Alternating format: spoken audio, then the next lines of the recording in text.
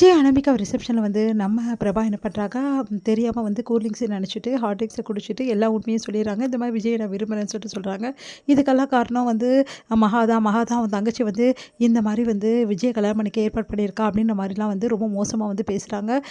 வந்து எல்லாருமே வீட்ல அதெல்லாம் கேட்டு வந்து செமையா டென்ஷன் ஆயிடுறாரு சூர்யா. இதுக்கெல்லாம் மகா காரணம் இல்லன்னு சொல்லிட்டு சொல்றாரு.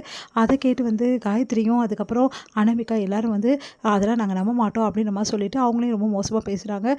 இந்த சூழ்நிலை அனமிகாவுக்கும் விஜய்க்கும் கல்யாணம் நடக்குது. பிரபாவும் அவங்க ஃபேமிலி வந்து அந்த இடத்த விட்டு போயிடுறாங்க. அதை பார்த்து வந்து மகா மனசு கஷ்டப்படுறாங்க. மகா வந்து ஆரத்தி எடுக்கிறாங்க. அது அனமிகா வந்து வேணுமே வெறுக்கிறாங்க, வேணான்னு சொல்கிறாங்க. அதுக்கப்புறம் வந்து நம்ம சூர்யா வந்து சொன்னதால் ஆரத்தி வந்து நல்லபடி வந்து முடியுது. ஆரத்தி எடுத்துடுறாங்க நம்ம மகா. அடுத்து வந்து மகாவை பார்த்தோன்னே எரிச்சல் ஆகுறாங்க அனாமிகா. மகாவை சுத்தமாக எனக்கு பிடிக்கவே பிடிக்கல அப்படின்றாங்க. அவங்க அப்பா அம்மா வந்து நீ அட்ஜஸ்ட் பண்ணி இரு. இப்போ மகா தான் வந்து இங்கே வந்து எல்லாமே இருக்கா. கொஞ்ச நாளில் வந்து நீயா இந்த விஷயத்துக்கு மகாவோட இடத்த நீ பிடிக்கணும். இந்த ஃபேமிலியெல்லாம் உன் பேச்சு கேட்டு தான் ஆடணும்.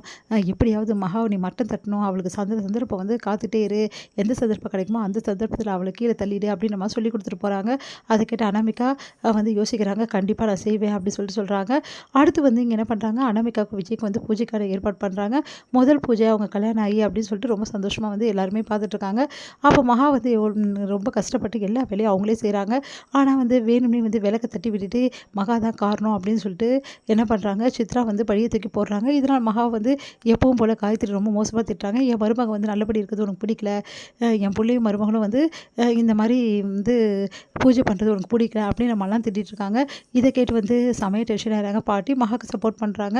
அடுத்து வந்து சரி ஓகே பூஜைக்கு டைம் ஆகிடுச்சு அப்படின்னோன்னா 3 பேருமே பூஜையில் உட்காருங்க அப்படின்றாங்க. அதை கேட்டு அனாமிகா அதிர்ச்சி அடைகிறாங்க. என்ன எங்களுக்கு இதில் கல்யாணம் ஆகிடுச்சு, எதுக்காக அவங்களாம் பூஜையில் உட்காரணும் அப்படின்ற மாதிரி சொல்கிறாங்க. இங்கே பாருமா எல்லாருமே பூஜையில் உட்காந்து ஆகணும். ஐஸ்வர்யா, கௌதம், மகா, சூர்யா, அதுக்கப்புறம் அனாமிகா, விஜய் 3 பேருமே வந்து இந்த பூஜையில் வந்து பண்ணணும். இந்த பூஜை வந்து 3 பேருக்குமானது தான். ஏன்னா கல்யாணம் ஆகி யாருமே அந்த பூஜையை அட்டன் பண்ணல அப்படின்ற மாதிரி சொல்கிறாங்க பாட்டி. வேறு வழி இல்லாமல் அனாமிகாவை வந்து ரொம்ப டென்ஷனாக ஒத்துக்கிறாங்க. அடுத்து வந்து எல்லாருமே வந்துடுறாங்க. ஆனால் எல்லா வேலையும் செஞ்சுட்டு மகா போயிட்டு கிளம்பலாம்னு சொல்லிட்டு போகும்போது கரெக்டாக வந்து மகாவுக்கு ஃபோன் வருது.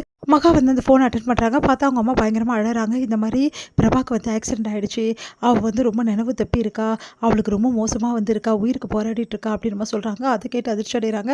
உடனே வந்து சூர்யா வந்து வா நம்ம போய் கிளம்பலாம் அப்படின்னு சொல்லிட்டு மகாவை கூப்பிட்றாரு. இல்லை இங்கே பூஜை நடந்துட்டுருக்கு, இந்த டைமில் வந்து இதெல்லாம் சொன்னால் நல்லது இருக்காது, அதனால் நீங்கள் போய் பூஜை வேலையை பாருங்கள், எல்லாரையும் பூஜை பண்ண சொல்லுங்கள், நான் வந்து அங்கே போயிடுறேன் அப்படின்னு சொல்லிட்டு கிளம்பி போயிடுறாங்க. இங்கே எல்லாருமே வந்து கேட்குறாங்க எதுக்காக மகா வந்து பூஜையில் கலந்துக்கலன்னு சொல்லிட்டு. அதுக்கு வந்து இந்த மாதிரி மகா வந்து அர்ஜென்ட்டாக ஒரு வேலைக்காக போயிருக்கா, அதனால் நீங்கள் பூஜை பண்ணுங்கன்றாங்க. பாட்டியெல்லாம் ஒத்துக்க மாட்டேங்கிறாங்க. மகா மோசமாக எல்லாருமே பேசுகிறாங்க. அதை கேட்ட பாட்டி அதிர்ச்சி அடைகிறாங்க.